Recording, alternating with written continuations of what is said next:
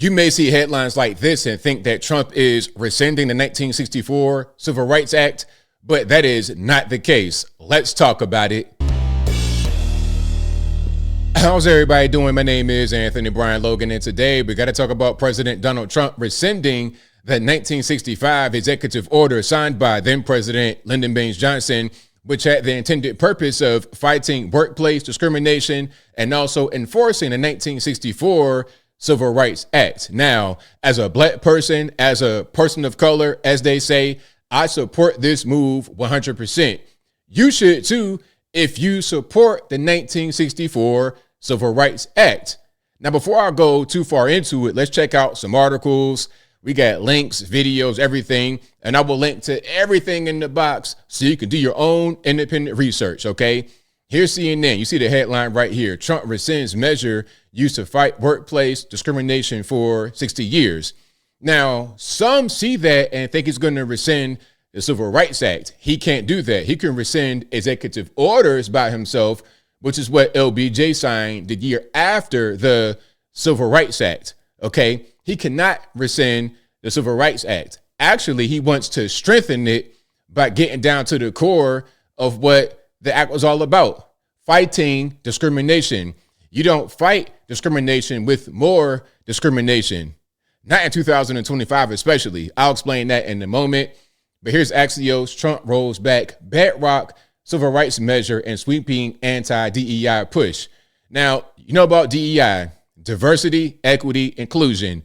It's affirmative action remix. It's like when they say people of color versus color people. It's the same exact thing. One sounds a little bit more flowery and fancy, but it's the exact same term, okay? It's all about putting people in a place of employment, a place of importance, visibility, whatever the case may be, because of their identity. And it's not even really about being black, because some of y'all are like, oh, you hate black people. It's not even about you, really. It's about just doing what's right, period.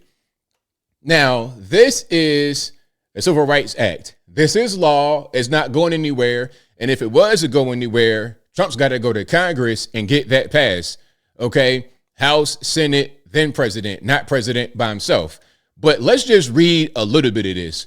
Okay. I know for some reading is not, it's a lost art, right? But we got to read some of this because that's where you get the information. The Civil Rights Act of 1964 is a landmark civil rights and labor law in the United States that outlaws discrimination based on race, color, religion, sex, national origin. So when you say you must take affirmative action to ensure that this group gets in and that group gets in, what you do is discriminate against others. If a place, for example, has 50% white, 45% Asian, and there's not enough black and Hispanic, ultimately you got to take some of the white and some of the Asian out by discrimination. There's a lawsuit right now from Asian students against, I believe, Harvard, because it is.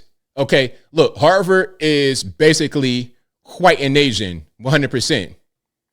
In order to make that not be the case, to get more blacks and Hispanics, you have to discriminate against the whites and Asians. And that violates this law. Let's keep on going. This is the EO signed back in 1965. Okay. So LBJ gives a speech in front of Howard University in DC back in the summertime of 65 and says, you know what? We signed the Civil Rights Act last year, but it didn't go far enough. We're going to sign this to ensure that you guys, black folks at that time, are able to get into these places. You're able to get more jobs.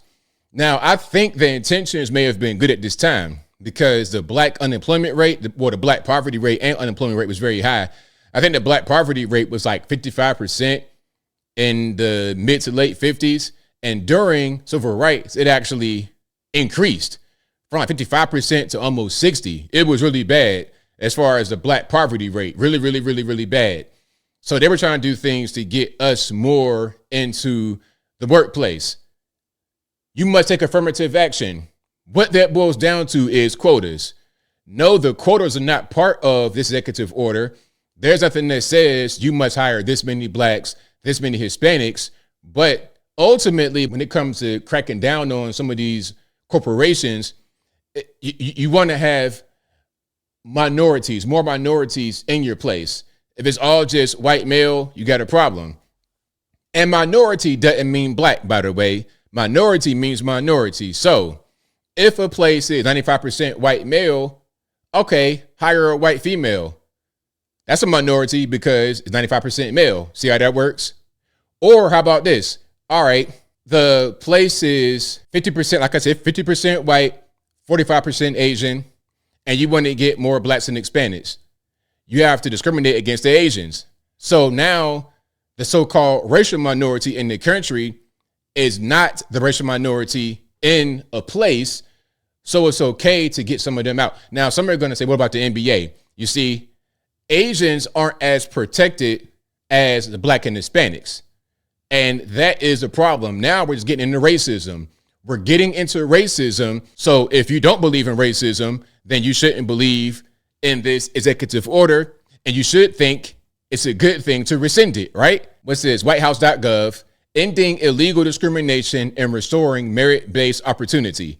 Okay, I'm going to read some of this right here. Then we're going to get to a video. So look, by the authority vested in me as president, it's President Trump, of course. By the authority vested in me as president, by the Constitution and the laws of the United States of America, it is hereby ordered.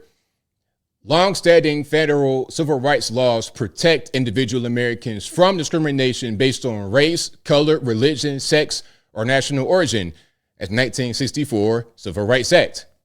These civil rights protections serve as a bedrock supporting equality of opportunity for all Americans. As president, I have a solemn duty to ensure that these laws are enforced for the benefit of all Americans. So what are we talking about? Look, yet today, roughly 60 years after passage of the Civil Rights Act 1964, critical and influential institutions of American society, including the federal government, major corporations, financial institutions, and medical industry, large commercial airlines, law enforcement agencies, institutions of higher education have adopted and actively use dangerous, demeaning, and immoral race and sex-based preferences under the guise of so-called diversity, equity, and inclusion, DEI, or diversity, equity, inclusion, and accessibility, DEIA, that can violate civil rights laws of this nation. See?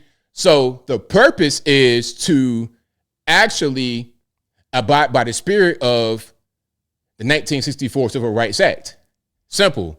Let's get to a video here to see what this person says. Here's the executive order. There's LBJ and MLK. Here's the video. Check it out.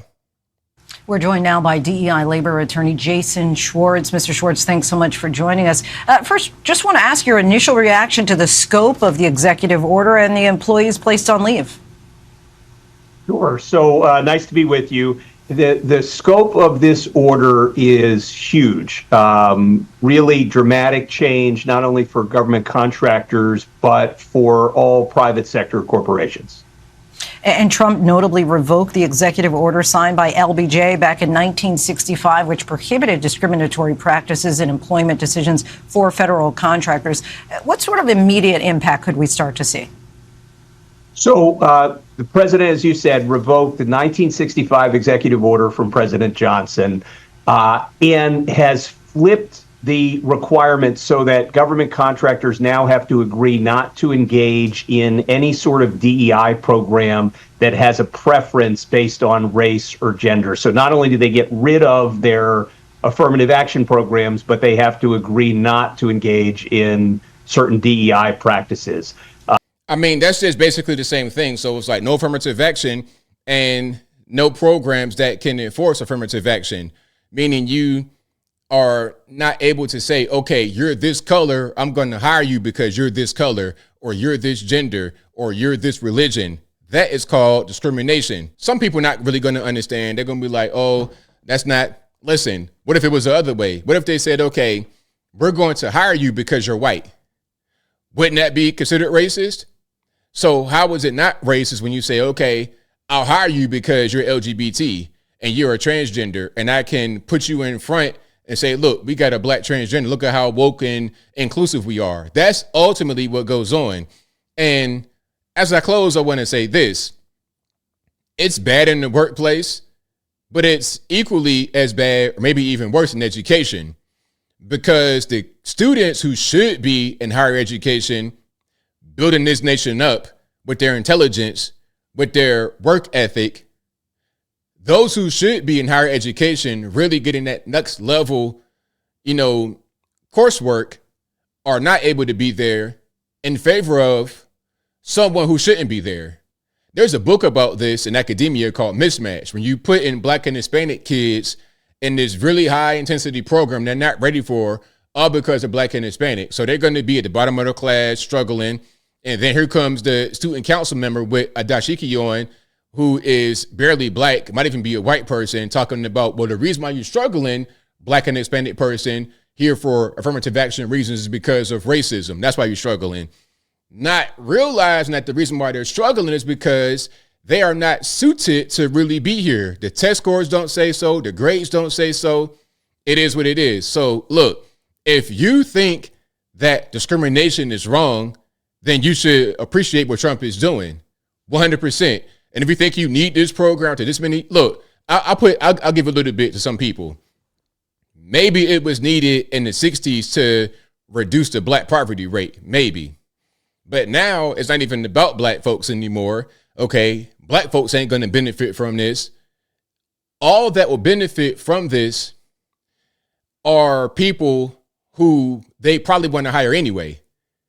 Okay, they're going to hire them anyway. People who will suffer will be us. We're going to be put in the job we shouldn't be in, and we're going to struggle. We're going to be put in a college, a program that we can't handle. The coursework we're going to fail. It's going to hurt us more than anything. So again, I am 100% for it. And I think I'll leave that right there for now. And what say you? What's your opinion about Trump rescinding a 1965 executive order from LBJ? Whatever your thoughts are, let me know in the comments below. You guys know where I'm at. It is the right thing to do. I support this 100%. Those who are going to be against it probably don't even understand what's going on. They probably think it's going to be the Civil Rights Act itself, which, again, you can't do that. As a president, you cannot rescind legislation by yourself. You can rescind executive orders, but not legislation. So, again, what he's doing here is the right thing. He's within his power to do it. And I hope to see a lot more things like this coming up soon under his administration. But whatever your thoughts are, please let me know in the comments below. And that is all I got to say for this video. If you like what you heard, please comment, rate, share, and subscribe. Peace.